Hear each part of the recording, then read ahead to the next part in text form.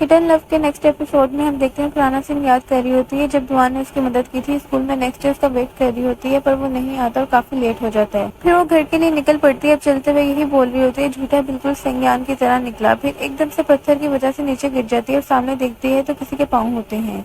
जब वो ऊपर देखती है तो दुआन खड़ा होता है। वो कहता है सेंग। वो एकदम से नीचे बैठता है और उसको खड़ा करता है और कहता है कहीं चोट तो नहीं लगी। वो कुछ नहीं बोलती तो कहता है तुम कुछ बोल क्यों नहीं रही। वो कहती है कोई इतना लेट भी आता है। वो कहता है मैं लेट हूँ। वो कहती है मेरी क्लास 4:20 पे खत्म हो जाती है। दुआन कहता है मुझे नहीं पता था, मैं तुमसे माफी बाद में मांग लूंगा, पहले तुम्हारी टीचर से डांट खा लूँ। वो कहती है इसकी कोई जरूरत नहीं और आ जाए। और वो अंदर चल पड़ती है और वो भी उसके पीछे चला जाता है। वो फ्लैशबैक से वापस आ जाती है और बस स्टॉप पे खड़े होकर उसका वेट कर रही होती है और सोचती है आज भी वो आएगा या नहीं। और एकदम से उसका फोन बजता है तो उठा लेती है और कहती है हेलो। वो कहते हैं तुम जाग गई हो।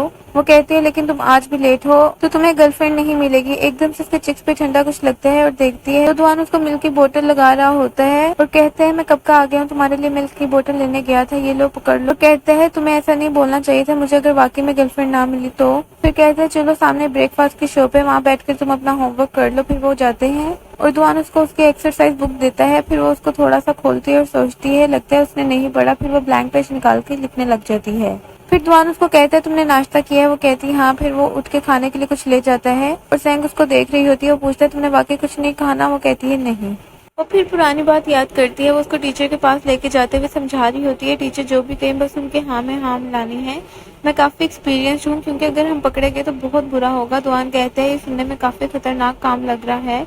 वो कहती है बस इजी रहो बगैर डर के। ओके। फिर वो टीचर के पास आ जाते हैं। वो ऑफिस के बाहर खड़े होते हैं। दुआन अपने आप को कहता है कुछ नहीं होगा, मैं कर सकता हूँ और अंदर चले जाते हैं। सेंग कहती है सर ये मेरा भाई है सेंग यान। वो उठ के मिलते हैं तो सर कहते हैं सेंग यान। वो कहती है जाहिर बात है मेरा भाई है, गुड लुकिंग तो होगा। दुआन उसको सर पे हल्के से मारता है। फिर दुआन कहते हैं हेलो मैं इसका भाई हूँ। वो हैंडशेक करते हैं। सर कहते हैं पर मैंने इसके पेरेंट्स को बुलाया था। सेंग बोलने लगती है तो दुआन पहले बोल देता है हमारे पेरेंट्स को कंस्ट्रक्शन साइट में मीटिंग के लिए जाना था और सेंग भी घर में होमवर्क करने में एक्टिव नहीं थी तो हम जरा जानना चाहते थे इसकी सिचुएशन पढ़ाई को लेके कैसे जा रही है तो इसलिए मुझे आना पड़ा। ये बात सुनकर सर सेटिस्फाई हो जाते हैं और कहते हैं आप आ जाएं हम बात करते हैं। फिर वो कहते हैं ये बहुत अच्छा पढ़ती है, हमेशा टॉप स्टूडेंट्स में रही है पर इसका एटीट्यूड स्टूडेंट्स वाला नहीं है, बहुत ही अजीब है इस मामले में और ये सब चीजें पढ़ाई से लिंक होती हैं। दुआन सेंग को देख रहा होता है तभी वहाँ पर सेंग का दोस्त भी खड़ा होता है। वो उसको कहता है तुम्हारा भाई इतना लंबा है और तुम छोटी क्यों हो। वो कहती है तुम्हें कोई मसला है। वो कहता है तुम्हारा क्लास टीचर भी अजीब है। वो कहती है ये आदमी अपनी स्पीच कभी भी नहीं बदलता, हर बार सेम बोलता है,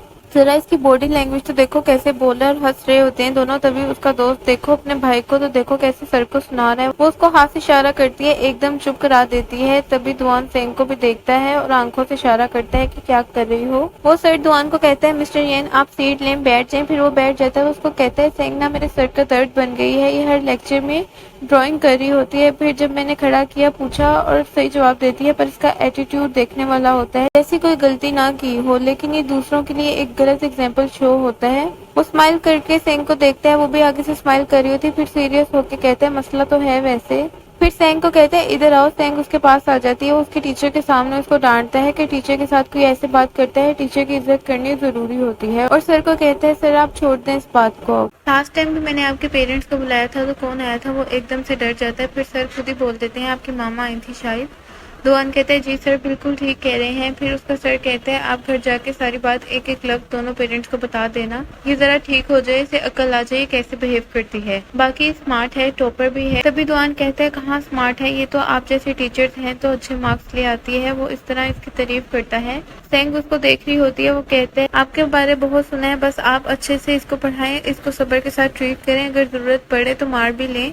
वो कहते हैं नहीं मैं मारता नहीं बच्चों को। सेंग उसको दोनों आंखें खोलकर देख रही होती है। फिर उनकी बात खत्म हो जाती है। वो कहते हैं आप जा सकते हैं। वो कहते हैं सर को सॉरी बोलो। वो कहते हैं गुड बाय सर। वो कहते हैं सॉरी। वो कहती है सॉरी। तभी वो वापस आ जाती है अपनी सोच में से। दुआन कहते हैं अच्छे से होमवर्क करो फिर ये केक खा लेना। वो अपनी बुक निकालता है इटर्निटी वाली, पढ़ने लग जाता है। सेंग उसकी बुक को देख रही होती है। वो उसको देखता है और कहता है अपना होमवर्क करो। उसने अपनी मिल्क बोतल खत्म नहीं की। वो पकड़ने लगता है तो वो पकड़ लेती है और दुआन कहता है क्या हो गया। वो कुछ नहीं बोल और मिल्क की बोतल बैग में रख लेती है। दुआन कहता है मैं कहीं दूर तो नहीं लेके जा रहा था बोतल। वो चुप करके होमवर्क करने लग जाती है। वो सेंग को कहता है तुम गुस्सा तो नहीं, मैंने तो बस मजाक किया था, तुम कुछ बोल क्यों नहीं रही। वो कहती है मैं बस होमवर्क कर रही हूँ। फिर एकदम से पूछती है दुआन तुम नैनवो से हो। वो कहते हैं नहीं मैं यहीं से हूँ।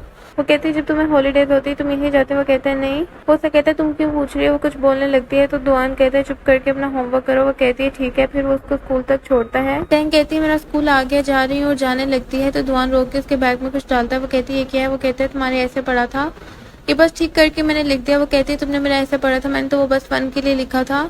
अगर आपको ये एपिसोड पसंद आया तो वीडियो को लाइक और शेयर करना ना भूलिएगा और चैनल को सब्सक्राइब जरूर कीजिएगा। कल मिलते हैं एक नए एपिसोड के साथ।